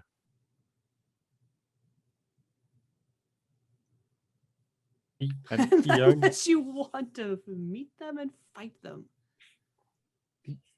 The only other ending solution is to kill the dragon. I don't think that's going to happen. Unless, and he looks at Mina, the King of Nod can kill her? I mean, I'm sure he could. I don't think that's his current goal, though. It's not like we're buddies and, I can ask a favor of him. Could always ask him next time you see him. Yeah. I'll keep that in mind for the next time I see him. He's trying to get away from all this. And she starts looking around again. And Mina will look at Galvin. Do you know of any secret ways we can get to Samora? Stay off the road. I mean, unless you possess flight, or I mean, you look like you're experienced in heading underground. Is there an underground way to Samora that you know about? No, it's leagues. You could hide in a caravan. Would be faster than walking. What are the odds of the caravan passing through anytime soon? I mean, the last time I tried that, it didn't turn out so well. I mean, caravans pass through here relatively frequently from Corso to Samora. It's the main road. I mean, we could try that, but we kind of stand out. Do any of you have a contact in trade caravans? I do. Actually. Yeah, my brother-in-law. But how do we contact them? Mina, you also have one. I know. Okay. I was about to say. Okay. Send a letter, a raven, or a runner. How would you normally contact someone? You can stay here until the letter's returned. Staying here would be a bit dangerous, though. If we have a way of sending a message, we can try to contact them, see if there's a caravan nearby.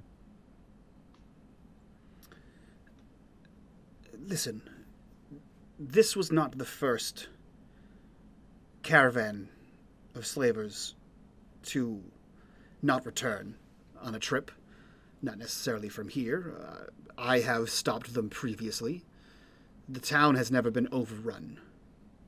Unless these were specifically transporting someone of importance. I wouldn't see why the dragon would send reconciliators or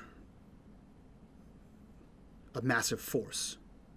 The indulgence that they had was handwritten by her. Of course it was. She is one of the main customers of the Castmander slave group.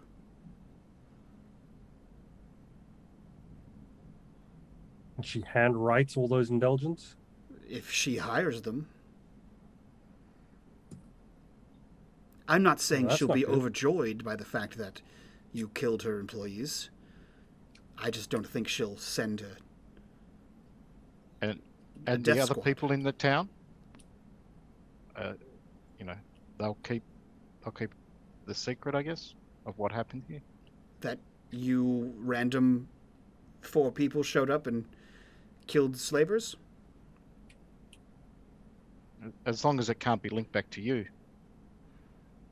I mean, together we kept them safe.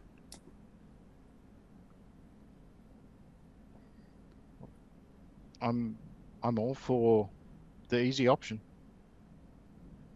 I'm not saying there won't be retribution, but I tasked you with helping defend the town, and you did so. Well, let's see if we can get in contact with a nearby caravan and I guess in the meantime we can continue to enjoy your hospitality. I guess so.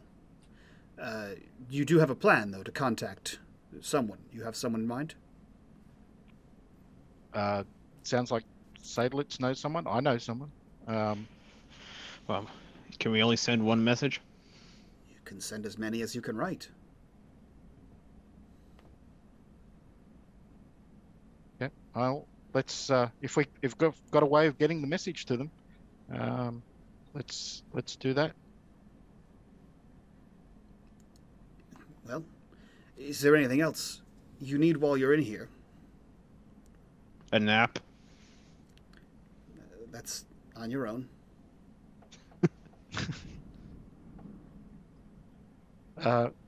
I think we're done. Not to be rude, but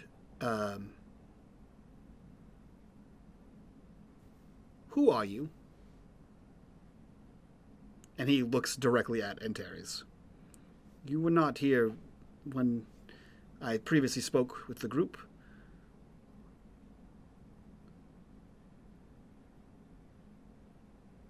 She takes a step back. Would you like to Yeah. speak? Seydlitz You- looks at her. Would you like us to speak for you? I can speak for myself. Very well. She'll nod to Korax. He liberated me from the cage. Got a big smile. Perhaps this should have been said before, but you all, and he looks to the rest of you, have suddenly become very trusting.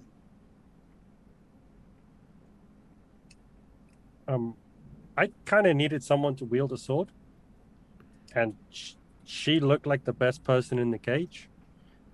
And he looks down and pulls up his cloak. I wasn't going to wield a sword.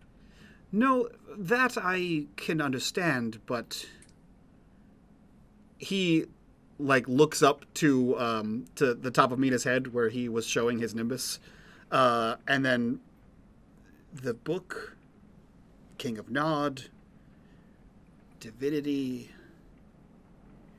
the adherents, and he kind of just motions to the room. I mean, I don't think she was with the slavers. They did kind of kill her. If that Nearly. If that was their plan to endear her to us, it's quite clever. She could turn you in. Not to speak ill, miss, but you could. Turn them into who? And her hand kind of flexes on the hilt of the sword. Empress Nulumbriel? She hunts down their kind.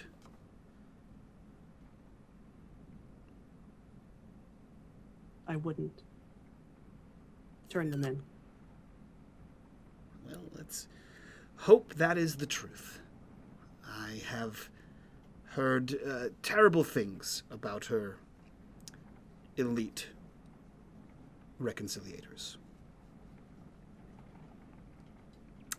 They call themselves the favored, and they are... Let's just say there's usually not much to clean up. She looks at the others. Who's standing closest to her? That would be probably Seydlitz, who is leaning against the wall towards the back of the room.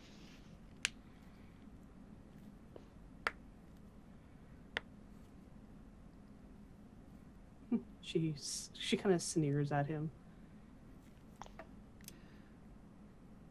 Well, She draws her sword and she grabs Seydlitz. oh. Then you can make opposed rolls. I didn't see that coming. Yeah, you can make me a might, and Seydlitz. Depends. Are you gonna do? You gonna try to like force your way out, or are you gonna try to like move out of the way? I'll show my intention for. Well, I'll explain what I'm planning on doing. Yeah, first. yeah. Grabbing him, and then like from around, and then sword. Yeah. To his throat. I'm gonna try to grab her. I'm gonna try to flip her over and throw her to the floor. Okay, so it's gonna be opposed might rolls. Let's say this is going to be might difficulty 3 for each of you. And I'm using an effort. Okay. Same. Do you guys have any skills that help with this or hurt with this? Let's find out. Let's take a look. Seydlitz, you... I have initiative. No, that So just do I. that's just you act first in turn. But you both have that. No. Nope. None of you have anything that could help with this. Son of a bitch. Oh. Nat 20. Jesus Christ. Oh, fucking hell. All right, well, Matt, the scene is yours. Antares tries to go to grab you. You see the sword come out, and you can see all of like that again, much like that time back at the keep when you could like hear like the wind kind of moving. You hear that same kind of thing. Like you're leaning against the wall, and you hear everything as if it's like happening in slow motion. Like you hear the shh of the sword, and everything you can see is slightly slowed down to a point where you can see that everything she's doing is telegraphed. Like you know she's about to come for you, grab you, put a sword to you. How do you respond? So Seydlitz pushes off the wall with his right hand. He goes to grab her right where the whip scars are. And he's going to lift her up by one of the shoulders and throw her over, kind of a takedown. And as soon as he hits the floor, he's going to kick the sword away. Yeah. Nice. Perfect. And because you were against the wall, Antares, this happens like...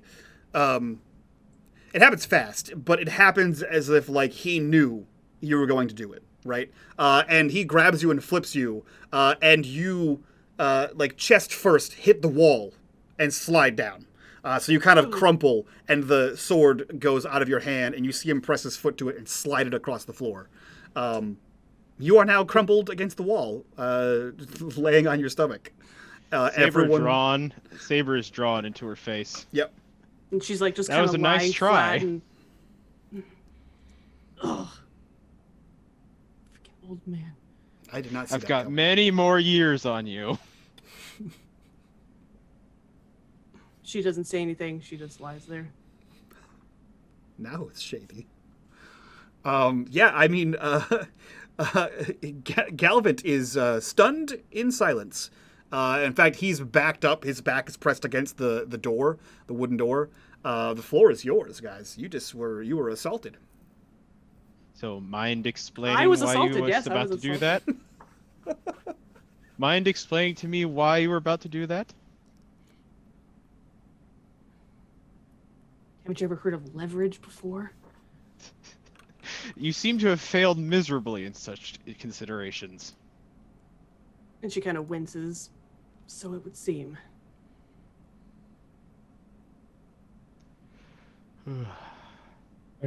I would like to point out that you would probably be dead if she didn't help us. Mina looks at So Corax don't and kill her. just says, Oh, I don't plan on it. I hate killing people. yeah. Mina just looks at Corax and says, I like her. She's a feisty one, isn't she? All right, get up. Puts the scarab, grabs her, and lifts her up. It just kind of holds her. She kind of presses her back against the wall.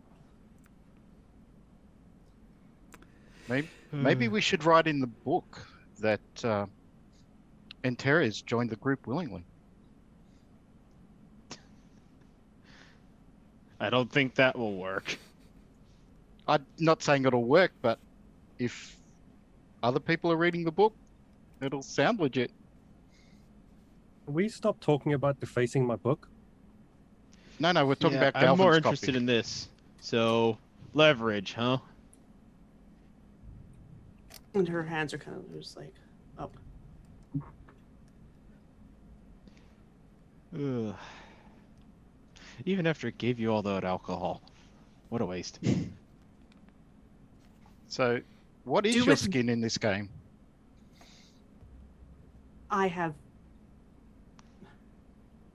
no skin in this game.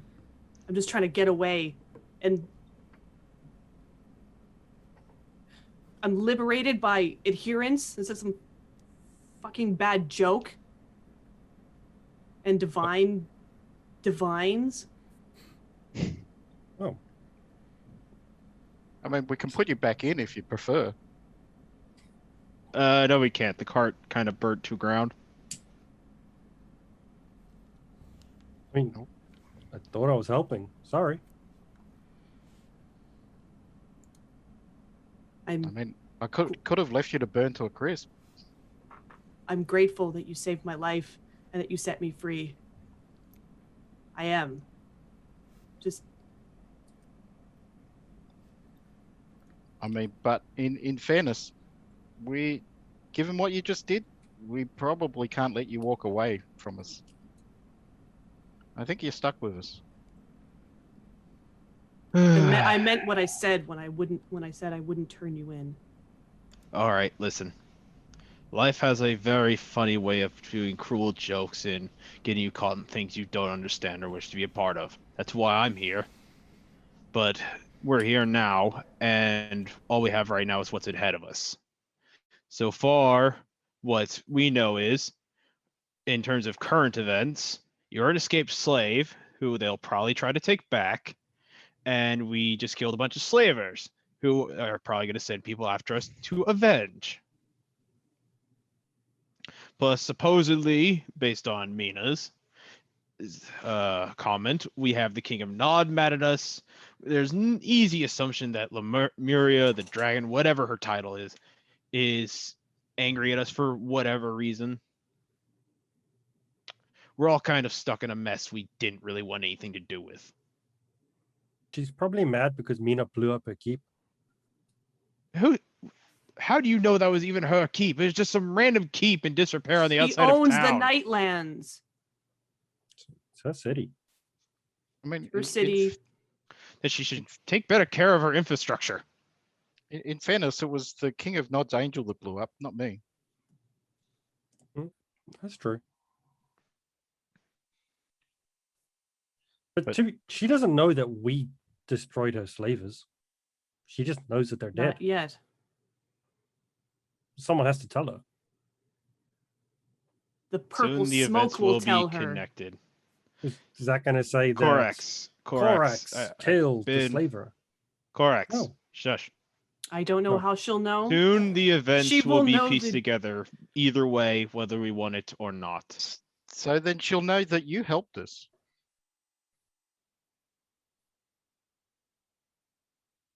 So I'm not going back. we're going to leave this miserable, dark place and go where people are friendly and happy. Or I wouldn't say less evil and a little more friendly. I wouldn't say so happy. definitely happier than Let here. me put it this way.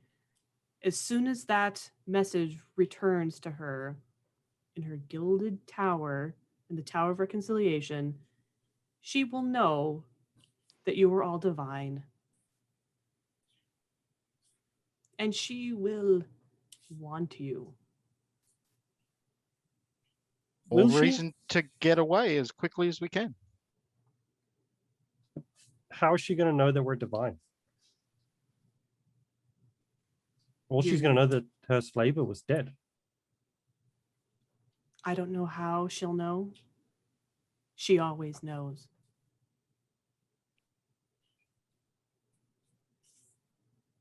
And she'll know you helped us. So you'll be as big a target as we are. In the end, She- the way it's put, we're all screwed. So, how about this? Let's make a deal. If you want to get away, why don't we get out of the Lightlands, head to Samora, and once we get there, you can go off and do whatever you want.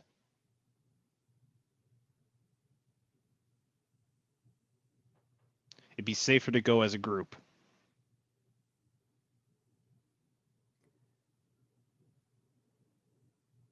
If it means taking something from her that she wants, I'll help you. Good. Seydlitz takes his hand off her and backs away. She kind of relaxes a little bit. A little bit. You're muted. Muted. Well, I, for one, am glad that is dealt with. And she glares at Galvin. Seydlitz is going to pick up the sword. I'm going to be hanging on to this for a minute. We should get on with sending those messages.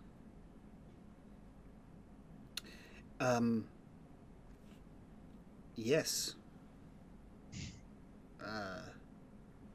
Do you have any birds or any way of carrying a message to people? Yes, the tavern has a small aviary hutch. You could send it from there. This has been a day. After you, and he opens he set aside, opens the door, and holds it open for you guys. So Mina will walk through and head back towards the tavern. Everyone else? He'll follow Seydlitz. last. If Seydlitz allows her to. Seydlitz going to make sure she is in front of him. Okay. Makes sense. Corax? Corax walks off, following Mina, whistling his tune from before. Yeah. Jesus. Galvin is the last to leave. He's holding the door open for all of you. And who is the last one out? Seydlitz. Seydlitz? Okay. Seydlitz, you hear Galvin mumble something, just out of earshot. And the camera kind of turns back into the room, kind of seeing him, and you just see a series of vines that were in the back of the room all of a sudden stretch back up to the ceiling. And he steps through the door and closes it and follows you guys out. As you head back up the stairs, Corax, I assume you still have the torch. There is a square wooden door upright in front of you. Mina will just open the door and head through. Yep. You open the door and you are in a closet. on the first floor of the tavern. You walk out into the kitchen and out into the main floor, where you see most of the people have already been bandaged. It is later in the afternoon. It seems like several hours have passed, and you guys head out into the main floor. What are you doing? Mina will look for the barmaid or whoever it was. Yep, you and find her. She's there. Ask her for messenger birds. Yeah, she'll take you. There's a small hutch in the back of the building. This way, and she kind of leads you out the door into the small hutch. Yeah. And then Mina will just say, for Samora. Oh, you're telling her? Yeah. They'll go wherever they go. Like there are birds for that. Seydlitz, are you going as well? Are you sending 2 birds? Sorry. Yeah, Seydlitz is going to send a bird as well. Okay. So the 2 of you head off with the waitress, or the barmaid rather, to the hutch. There are ravens, pigeons, messenger birds of that kind. Are your messages anything specific, or are they just general, hey, looking for a ride? Seydlitz is sending a message to his sister in Samora, and it's kind of more of a letter of like, hey, saying, oh, I've been all right. If you've been wondering, kind of how are the kids type thing. I hope they're doing okay. Yep. And at the end, he's like, I need a ride home. So if you could send my brother-in-law to come pick me up. I'm in this town, whatever the town's name is. Laredo, yep. I'm in Laredo. It'd be appreciated a ride. Okay. So you send a message off to Selena. Mina, where are you sending your letter? So he's sending his to a guard captain he knows that he's worked with in the past, Wexy Jun. And it's essentially just, you are right. I'm in over my head. Can you send help, Laredo? Okay.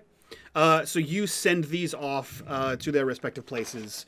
There's no muss or fuss about it. You write your little note. You send it off, attach the bird. It flies in the direction of Samora. Meanwhile, Antares and Corax, you are still inside the tavern. What are you guys doing alone? She's like standing like in the middle of the room, like some kind of caged animal. Like she doesn't know what to do. Like she looks like a coiled spring type of thing. Mm-hmm. Because Galvin kind of outed her, but they did not react the way she thought. And did he though? He said all the words. He said a lot of words. He said a lot of words. Uh-huh. So she's not sure if they're more cavalier about things than she thought, or they just don't understand. Sure. Corax, what about you? What are you doing? Corax is going to do his usual, Mike. He's going to go to the corner of the bar, yes, take a seat, and pull out a book to read. Mm. When he looks up after a little while and seeing Antara is still standing around, he's going to... might as well sit. There's no point standing around. It's not going to do you any good. You've still got to recover from, all the hitting. She slowly walks over. She's still got like a limp, favoring her hip, and she'll slowly sit down in one of the seats, like hands flat on the the bar top. Mm-hmm. Do you want a book to read? No. Thank you. That word sounds foreign to it. It sounds like it's like foreign coming out of her mouth. Do you return to your book, Corax? He will return to his book. Yeah. Okay. Okay. In that case, I feel like that's an appropriate time. Mina and Seydlitz, you return to the tavern, back to the entranceway. You see Antera is sitting uncomfortably in a chair, a few feet away from Korax, who is very comfortably reading a book. Things seem as normal as they could be, given your current circumstances. What are the two of you doing before we end for the day? Mina will check in on Stephanie and Arua. If they're not down in the tavern waiting for them, he'll head upstairs. They are. and check on They're at one of the Yep. other tables, eating. Yep. So Mina will just sit down with them and just nod and say, "We're staying for a few more days." Oh, that's fine. We can unpack. And Stephanie looks to you and says, "That works for us. It's the less we travel, the better for the child." Of course. Seydlitz is going to go to the barkeeper and tell her that he's going up to his room to rest and to come get him if any messages come back. Okay. You go take your long-awaited nap finally. Yeah, we will end there. We'll end on Korax casually reading his book, and Terry's panicking internally and externally, and Seydlitz snoring, and Mina is being the older brother of a tiny baby. And that is where we end today's episode. So... Let's go around, do our introductions, get the hell out of here, do our after show. And if you guys want access to the after show, hear our thoughts on this episode, you can do so by joining us over on Patreon. And while you're down in the description, join us over in the Discord as well. So let's go around, and we'll start with Chris. Who are you? Where can we find you? And what are you up to? Hi, I'm Chris, aka Necro. You can find me in the Discord. The only other place you can find me is next week, I believe it is, for the one-shots on Patreon. So there is one more slot available for people. Patreon, in the links. Click the links. That is true. Do the things. That's true. Capo tier. Yeah. That's the one. Speaking of that, G, who are you? Where can we find you on the internet? What are you up to?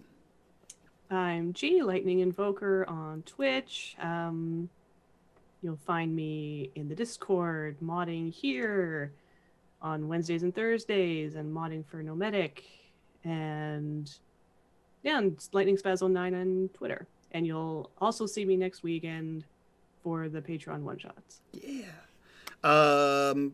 Norm, who are you? Where can we find you on the internet? What are you up to? So I'm Norm or Snow. You can generally find me on the socials as Snow Dogs, and I'm generally just in Discord, and likewise in the one-shots next week. Hell yeah. And last but not least, Matt, who are you? Where can we find you on the internet, and what are you up to? I'm Matt, or D, as I am known. I am Mike's Discord and various other Discords, so you can find me. You can also find me here in the Patreon campaigns or the one-shots, if time is available. And that's about it. All right. Perfect. So guys, go check out the Patreon. Join us in the Discord. Come watch all of our shit. And if you guys are watching this over on YouTube, we do stream our one-shots on Saturdays, and we do stream other games every Tuesday, Wednesday, and Thursday at 8 p.m. Eastern on twitch.tv/unMadeGaming. So hopefully we see you there live in the chat. But for now, we'll see you all next time. So from all of us to you guys, bye-bye.